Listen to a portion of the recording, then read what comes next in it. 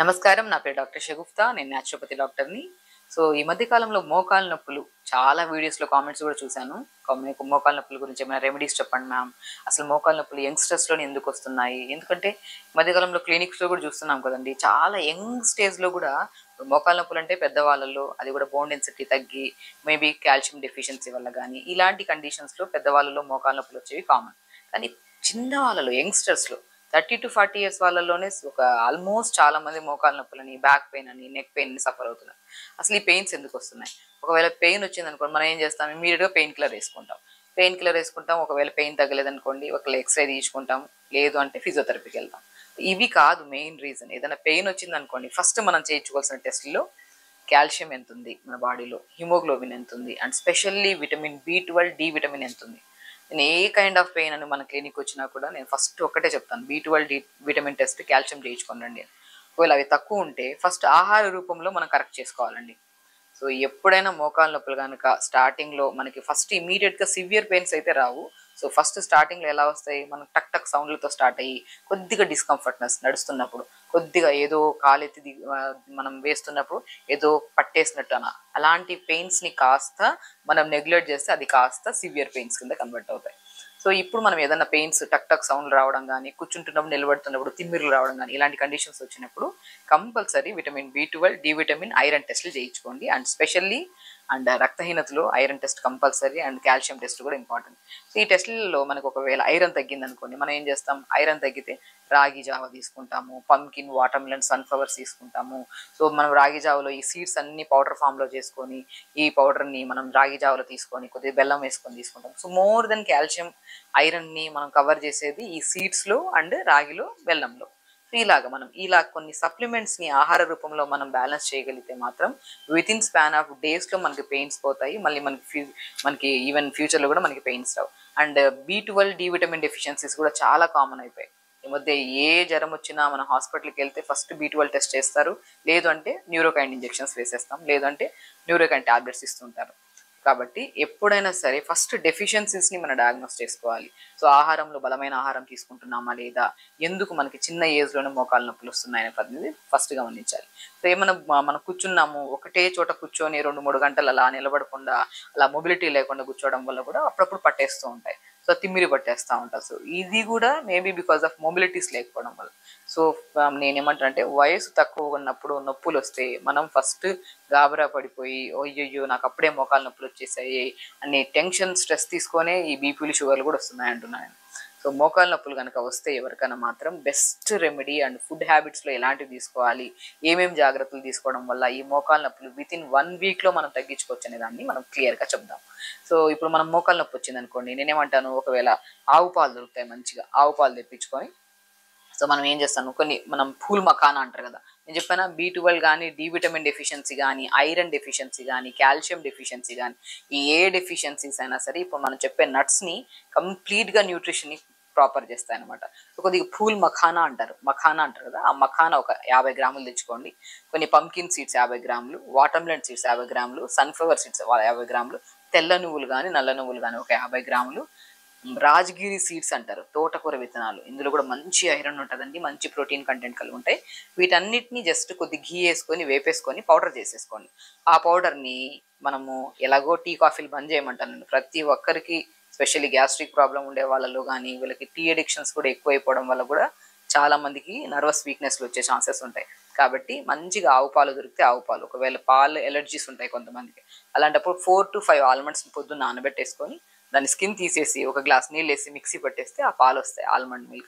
ఆ ఆల్మండ్ మిల్క్లో మనం పూల్ మఖానాతో పాటు pumpkin, water melon, sunflower seeds, తెల్ల నువ్వులు, రాజగీరా సీడ్స్ని పౌడర్ చేసి పెట్టున్నాం కదా, ఆ పౌడర్ని మనం ఈ ఆల్మండ్ మిల్క్లో కానీ ఆవు పాలలో కలుపుకొని డైలీ ఒక పూట తాగండి. బ్రహ్మాండమైన రిజల్ట్స్ అండి. నేను యంగ్స్టర్స్లో కానీ, ఈవెన్ చిన్న చిన్న పిల్లల్లో కూడా ఏదైనా గాయం అయింది అనుకోండి, రికవరీ అవ్వడానికి చాలా టైం పడుతుంది. ఎందుకంటే ఇమ్యూనిటీ తక్కువ ఉంటుంది, పిల్లలు జంక్ ఫుడ్స్ ఎక్కువ తింటున్నారు, డెఫిషియన్సీస్ చాలా ఎక్కువ అవుతున్నాయి పిల్లల్లో. అందుకని స్పెషల్లీ చెప్తున్నాను, ఈవెన్ దో మీకు మోకాలు నొప్పులు కానీ, బ్యాక్ పెయిన్ కానీ, specially hair fall, skin type of problems ఉన్నా కూడా బెస్ట్ వేలో మనకి న్యూట్రిషన్ పరంగా హైలీ మంచిగా యూజ్ అయ్యే బలమైన ఫుడ్లలో ఎస్పెషల్లీ బోన్స్కి అండ్ నర్వ్స్కి స్ట్రెంథనింగ్గా ఉండే బెస్ట్ ఒక పౌడర్ని మనం ఇంట్లో ప్రిపేర్ చేసుకునే దాంట్లో మఖానా, పూల్ మఖానా దొరుకుతుంది. మంచి బలమైన ఆహారం అది. చాలా చోట్ల దొరుకుతుంది. మఖానాతో పాటు పంకిన్, వాటర్మెలన్, సన్ఫ్లవర్ సీడ్స్, తెల్ల నువ్వులు, కొద్దిగా రాజగిరా సీడ్స్ కూడా చాలా మంచిదండి. ఈ పౌడర్ ఫామ్లో చేసుకొని ఆవు పాలలో కానీ బాదం పాలలో కానీ తీసుకుంటే మాత్రం చాలా మంచి ఉపశమనం ఉంటుంది. అండ్ మనం ఇంటేక్ ఆఫ్ ఫుడ్ ఎలాగైతే చెప్పామో ఎక్స్టర్నల్ అప్లికేషన్ కూడా. సో చాలా వరకు మా దగ్గర ఫిజియోథెరపీకి వచ్చారనుకోండి, నేనేమంటుంటానంటే సో 1 to 2 days చేయించుకుంటారు ఫిజియోథెరపీ, మ్యాక్సిమం 4 to 5 days చేయించుకున్న రోజులంతవరకు బాగానే ఉంటుంది. మళ్ళీ కొన్ని రోజుల తర్వాత మళ్ళీ అలాగా వర్క్ స్ట్రెస్, మళ్ళీ మొబిలిటీ లేకుండా మళ్ళీ కొన్ని రోజుల్లో పెయిన్ వచ్చేస్తుంది, మళ్ళీ ఫిజియోథెరపీ. అలా కాకుండా బెస్ట్ వేలో మీకు ఇమీడియట్గా పెయిన్ వచ్చిన వెంటనే ఒక మంచి రెమెడీ, సో చాలా యూస్ఫుల్ రెమెడీ ఏంటంటే క్యాబేజ్ ఉంటుంది కదా, ఆ క్యాబేజ్ని 2 to 3 layers క్యాబేజ్ని తీసి మంచిగా గోరువెచ్చని వాటర్లో మన ఈ క్యాబేజ్ని వేసేసి ఒక 2 to 3 minutes గోరువెచ్చగా వేడి చేయండి. క్యాబేజ్ని వేసాక నీళ్ళలో ఆ తీసిన క్యాబేజ్ని కొద్దిగా నువ్వుల నూనె, మంచిగా గోరువెచ్చని క్యాబేజ్ని తీసుకొని నువ్వుల నూనె మంచిగా కలిపి ఆ నువ్వుల నూనె మంచిగా క్యాబేజ్కి మంచిగా పట్టించి, దాని తర్వాత జాజికాయ, పురాతన కాలంలో జాజికాయని మనకి ఎక్కడన్నా పెయిన్ వచ్చింది అనుకోండి, ఆ జాజికాయ పౌడర్లో నువ్వుల నూనె కలిపేసి రాసేవాళ్ళు, మంచిగా పెయిన్ చాలా రిలీఫ్ ఉండేది. బట్ మోకాల నొప్పులకి బెస్టెస్ట్ పురాతన కాలమైన రెమెడీయే. బట్ అల్టిమేట్గా మన నర్వ్స్ని స్ట్రెంగ్త్ చేసి అండ్ హీట్ జనరేట్ చేసి మనకి ఇమీడియట్ బ్లడ్ సప్లైని ఇంక్రీజ్ చేసి కూడా పెయిన్ తగ్గించే బెస్ట్ రెమెడీల్లో జాజికాయ చాలా ఎఫెక్టివ్గా ఉంటుంది. కాబట్టి క్యాబేజ్ తీసుకొని కొద్దిగా నువ్వుల నూనె మనం రాసి దాంట్లో కొద్దిగా జాజికాయ పౌడర్, కొద్దిగా పసుపు వేసి మన గోరువెచ్చని క్యాబేజ్ని మోకాల మీద కట్టి మనం ఇలా పెట్టి ఒక ప్యాక్ లాగా మన డ్రై క్లాత్ని కట్టేసుకొని ఒక 1 to 1.5 hours మ్యాక్సిమం టైం ఉంటే 1 hour ఉంచుకోవచ్చు, లేదంటే ½ an hour అయినా సరిపోతుంది. అలా ఉంచి 10-15 మనం ఒక మంచిగా ఆ గోరువెచ్చగా ఉన్నంత వరకు ఉంటుంది, దాని తర్వాత చల్లగా అయిపోతుంది. బట్ అయినా కూడా అలా ఉంచి ఒక ½ an hour కానీ 1 hour టైం ఉంటే మీకు ప్రశాంతంగా అలా పెట్టుకొని అలా తీసిన తర్వాత చాలా రిలీఫ్ ఉంటుంది.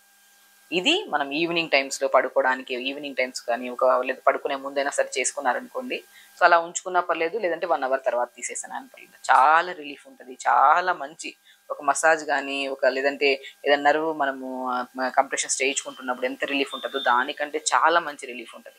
సో ఇలా చేసుకొని ఇంకా ఇంకా మంచి రెమెడీ ఏంటంటే అవిసె విత్తనాలు ఉంటాయి కదా, మనం అవిసె విత్తనాలు తీసుకుంటే ఎంత జాయింట్ పెయిన్స్ తగ్గుతాయి, బోన్ పెయిన్స్ తగ్గుతాయని తెలుసు. అవిసె విత్తనాల పౌడర్ని ఒక గ్లాస్ నీళ్ళల్లో 1 స్పూన్ పౌడర్ వేసి బాగా కలిపి దాన్ని ఐస్ ట్రేలో వేసేసుకోండి. ఆ ఐస్ క్యూబ్ని తీసుకొని ఎక్కడైతే పెయిన్ ఉందో, మనకి బ్యాక్ పెయిన్ కానీ నెక్ పెయిన్ కానీ ఎనీ కైండ్ ఆఫ్ పెయిన్, ఆ ఐస్ క్యూబ్ని తీసుకొని మంచిగా పెయిన్ ఉన్న చోట్ల సరౌండింగ్లో మంచిగా మసాజ్ చేసుకుంటే ఆ జిగురుగా ఉంటుంది ఐస్ అంతా. ఆ జిగురుని కూడా మంచిగా అలా మనం జస్ట్ ఎక్కువ ప్రెజర్ ఇచ్చి కూడా కాకుండా లైట్గా మంచిగా అప్లై చేసుకున్నట్టు మసాజ్ చేసుకున్న తర్వాత గోరువెచ్చని క్లాత్ తీసుకొని ఆ జిగురు అంతా తుడిచేసేయండి. సో బెస్ట్ రెమెడీల్లో 2 రెమెడీలు. మార్నింగ్ టైమ్స్లో అవిసె విత్తనాల పౌడర్తో చేసిన ఐస్ క్యూబ్ని మంచిగా మోకాల పై భాగంలో కింద భాగంలో రాసుకొని, ఈవినింగ్ టైమ్స్లో గోరువెచ్చని క్యాబేజ్లో జాజికాయ, పసుపు, కొద్దిగా నువ్వుల నూనె వేసేసుకొని రాసుకొని మనం అప్లై చేసుకొని ప్యాక్ లాగా కట్టుకుంటే మాత్రం ఎంతటి క్రానిక్ పెయిన్స్ అయినా సరే పెద్దవాళ్ళలో.